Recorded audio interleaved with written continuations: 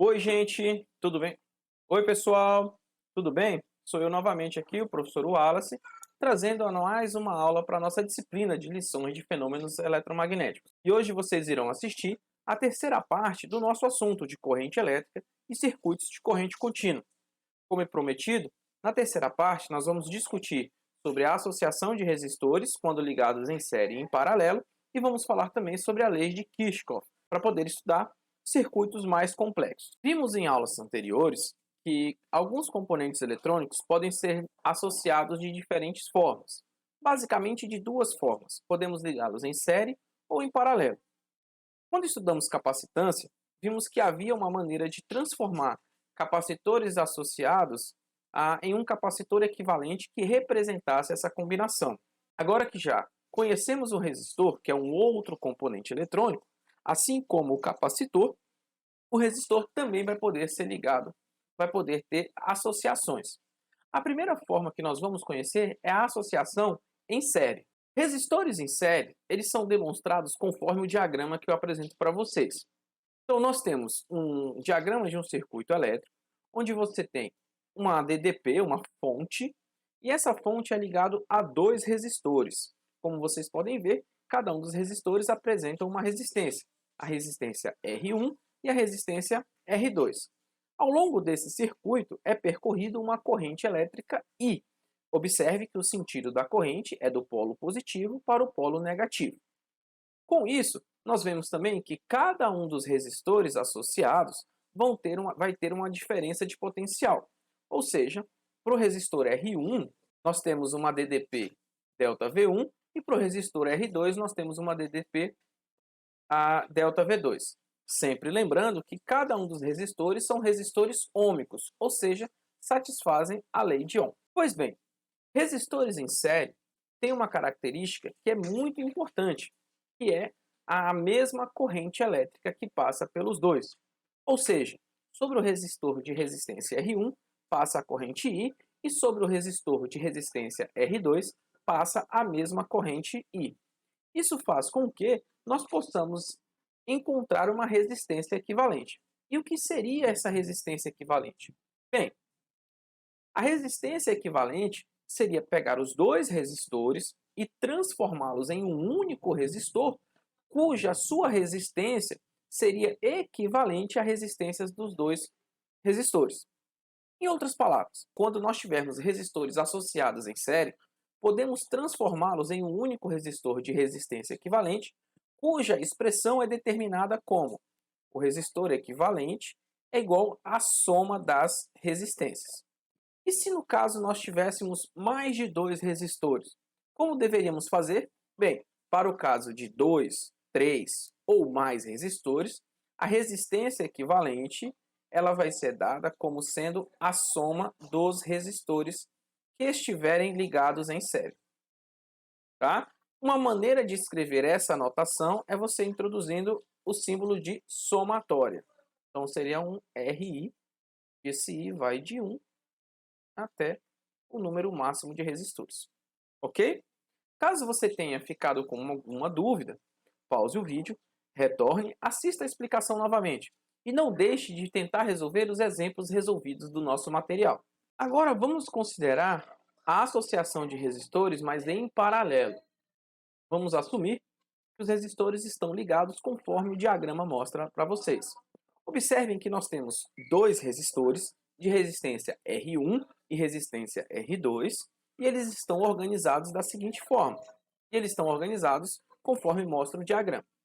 Observem também que em cada um dos resistores, diferentemente do que acontecia na resistência em série, aqui cada um vai ter a sua própria corrente. Ou seja, associado ao resistor R1, eu tenho uma corrente I1 e associado ao resistor I2, eu tenho uma corrente I2.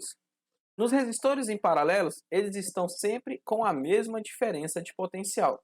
Ou seja, o resistor R1 está sujeito à diferença de potencial ΔV e o resistor R2 está sujeito à diferença de potencial ΔV. Novamente, aqui estamos considerando resistores ômicos e, novamente, estamos considerando resistores ômicos. E o que seria a resistência equivalente nesse caso? Seria combinar os dois resistores de modo que eu pudesse escrever esse circuito com um único resistor cuja resistência seja equivalente a eles dois. E como que a gente calcula essa resistência equivalente? Eu não vou fazer a demonstração, apenas vou colocar o resultado. Aqui, para resistores em paralelo, o inverso da resistência equivalente vai ser igual à soma do inverso das resistências. E de novo, e se nós tivermos mais de dois resistores, como que fica? Bem, nesse caso, a resistência, o inverso da resistência equivalente, vai ser a soma dos inversos das resistências. E de novo, se a gente quiser usar a notação de somatório, nós podemos escrever que a resistência equivalente ela é igual ao somatório de 1 até n, 1 sobre Ri. Tudo bem, pessoal? Se você ficou com alguma dúvida, pause o vídeo, assista novamente e sempre acompanhe o seu material. Resumidamente, quando você tem resistores em série, a corrente é a mesma em todos os resistores, e quando você tem resistores em paralelo, a diferença de potencial é a mesma nos todos os resistores. Ok? Como nós vimos anteriormente, a associação de resistores elas podem ser simplificadas e analisadas utilizando a expressão a diferença de potencial é igual a corrente vezes a resistência, e as leis para a associação de resistores em série e em paralelo. No entanto, frequentemente a gente não consegue reduzir um circuito a uma única malha, utilizando essas leis. E o procedimento para a gente analisar os circuitos mais complexos só é possível se a gente utilizar dois princípios chamados de lei de Kirchhoff. E existem essencialmente duas leis. A primeira ela é associada a circuitos elétricos e a segunda lei ela está mais voltada para a parte de espectroscopia.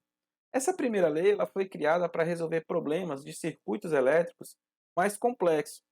E estes problemas podem ser encontrados em circuitos com mais de uma fonte de resistores, estando em série ou em paralelo. E para criar a lei, o Kirchhoff introduziu um conceito novo, que é o conceito de nó ou junção, e também o conceito de malha, o que é extremamente importante para o entendimento das suas leis. Então vamos à definição das duas leis. Na primeira lei, a lei dos nós, o que ela diz para a gente é o seguinte, que em qualquer nó, a soma das correntes deverá ser igual a zero. Isso a gente vai aprender que é o conceito da conservação da corrente. Já a segunda lei, que é chamada de lei das malhas, ela fala que a soma das diferenças de potencial dos elementos em torno de qualquer circuito fechado ou malha deverá ser zero. Vamos ver a seguir cada uma dessas leis com mais cuidado. A primeira lei de Kirchhoff é uma afirmação de conservação de carga elétrica. Todas as cargas que entram em um determinado ponto de um circuito, elas devem deixar aquele ponto, pois a carga não pode se acumular em um único ponto. As correntes que chegam ao nó são colocadas na lei dos nós como um sinal positivo, enquanto que as correntes que saem do nó, elas entram com um sinal de negativo. Então, olhemos aqui a nossa figura. Observem que nós temos um nó representado pelo ponto preto e nós temos quatro correntes. A corrente I1, corrente I2, corrente I3 e corrente I4. Cada corrente passa por um determinado componente eletrônico, mas não vem ao caso. Aqui é importante que a gente entenda o conceito da primeira lei de Kirchhoff. E o que ela fala para a gente? Ela fala para a gente exatamente a conservação das correntes. Então, a soma das correntes que entram no nó são iguais à soma das correntes que saem no nó. Então, nós temos o nó, e aqui no nó a gente tem duas correntes entrando. Então, veja que as correntes que estão entrando no nó, elas recebem um sinal de mais. Então, você tem I1 mais I2. E as correntes que estão saindo, elas entram com um sinal de menos. Então, você tem as correntes I3, então fica menos I3, menos I4. E essa soma ela tem que dar zero. Logo, a consequência desse resultado vai ser I1 mais I2 igual a I3 menos I4. A corrente que entra, ela tem que ser igual à corrente que sai. Tudo bem? A segunda lei de Kirchhoff, ela vem da lei de conservação de energia. Então vamos imaginar o movimento de uma carga em torno de uma malha, um circuito fechado. Quando a carga retornar ao ponto inicial, o sistema carga-circuito ele deve ter a mesma energia total que ele tinha antes de a carga ser movimentada. A soma dos aumentos em energia, conforme a carga passa por alguns elementos do circuito, deve ser igual à soma dos decréscimos de energia, conforme passa por outros elementos. Então, a energia potencial ela decai sempre que se move por uma queda de potencial, menos IR, em um resistor, ou sempre que se move no sentido inverso, através de uma fonte de força eletromotriz. A energia potencial, então, ela aumenta sempre que uma carga passa por uma bateria do terminal negativo para o positivo, ok? Para a gente aplicar a segunda lei de Kirchhoff, vamos imaginar o seguinte: percorrer a malha e considerar mudanças no potencial elétrico. Então, nós temos uma corrente I que passa pelos nossos circuitos, e o que a gente tem é que, então, quando essa corrente passar por esse circuito fechado, o que a gente vai ter? Nós temos a DDP da fonte, que é V4. Quando ela passar no resistor 1, ela vai ter uma queda de tensão, então vai ter menos V1. Quando ela passar quando ela passar no resistor 2, uma outra queda de tensão.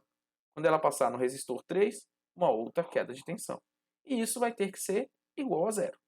Logo, a gente vai ver que a fonte, a DDP, assim, a gente verifica que a DDP da fonte, que é V4, vai ter que ser igual à soma das DDPs, mostrando então a conservação de energia. Tudo bem? Caso você tenha ficado com alguma dúvida, pause o vídeo, retorne, assista novamente e, claro, sempre você poderá consultar o seu material, ok? Existem limites para o número de vezes que você consegue aplicar as leis de Kirchhoff com sucesso ao analisar um circuito. Você pode utilizar a lei dos nós quando precisar, desde que inclua nela uma corrente que não foi utilizada em uma equação anterior na lei dos nós. Em geral, o número de vezes que você pode utilizar a lei dos nós é uma a menos que o número de nós no circuito. Então, se você tem 4 nós, você só pode usar 3 vezes. Tá? Você pode aplicar a lei das malhas o quanto você quiser, contanto que um novo elemento de circuito, pode ser um resistor ou uma bateria, ou uma nova corrente, apareça em cada nova equação. Em resumo, para resolver um problema específico de circuito, o número de equações independentes que você precisa obter das duas leis é igual ao de correntes desconhecidas. Então, se você tiver 3 correntes desconhecidas, você tem que ter 3 equações. Se você tem 4 correntes desconhecidas, você tem que ter 4 equações. E com isso, a gente finaliza a nossa terceira parte da videoaula sobre circuitos elétricos, sobre correntes elétricas e circuitos com corrente contínua. Não deixe de tentar resolver todos os exemplos resolvidos do material disponível para vocês. E claro, você sempre poderá colocar no comentário aquela sua dúvida. Na nossa próxima videoaula, nós vamos falar sobre um circuito composto por um capacitor e um resistor. Iremos verificar que este circuito em específico ele é uma analogia ao movimento oscilatório e vamos encontrar a sua equação horária e também vamos encontrar a sua solução. Tudo bem? Aguardo vocês até o nosso próximo vídeo. Tchau, pessoal!